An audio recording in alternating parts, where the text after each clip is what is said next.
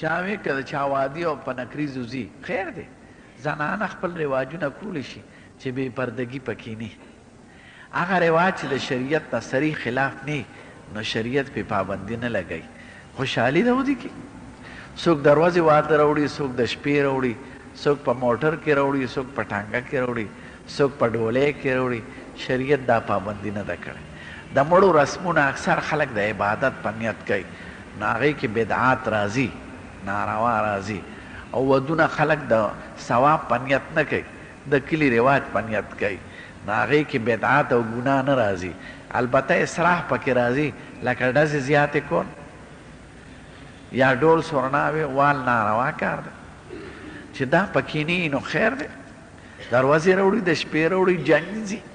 جنګونه د حضور پاک زمانه کې مو یو ځل جنګ روان و د واده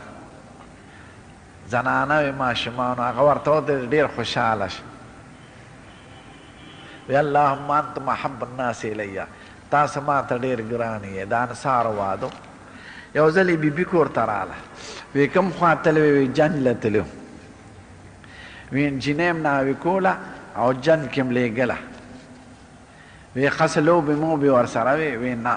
وی نه لوبې خو د انصارو خوښي وی دا به م ورسره وې که نه اتیناکم فحیانا وحیاکم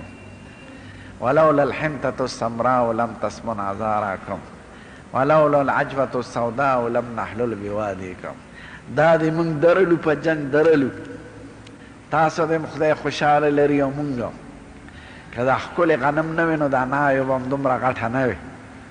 او که دا مزېدارې خجورې نه وي نو موږ دلته څه کولې وی دا به م ورسره وي او د اختر په ورځ به ماشومانو تمبل و نو حضور پاک ویښ شوی دی یو ځل کور ناستو او بیبي وړه وه کشر ده او جنکۍ ورسره ناسته وي تمبلې و نو حضور پاک کور ته راغی خو څادر یې په سر واچوه او بل طرف ته یې مخ کړه او ماشومان نه منع کړی دې کې ابوبکر صدیق راغی دې خپلې لور ته وایي دا بیبي وه وی بمزبارة الشیطان فی بیت رسول الله د شیطان بیګلونه م د حضور پاک کور ته راوړي دي پکار شوه هغه مخ را څرګند کړي پرېږده دا اختر ورځ ده د هر قوم اخترې ده زموږ اختر دی خیر دی وی بیا هغوی خبرې کولې ما دې جینکو ته وې خپې وباسه نو د خوشحالۍ په ورځ خوشحالي ښه ده جنګ چې سړی څنګه وړي خو ډزې دې نه کوي ډزې اسراف هم دی فضول خرچي هم ده او غټې ښځې دې ګډېږي نه او نه دې نغارې وایي که ماشومان پکې لوبې وایي وایي دی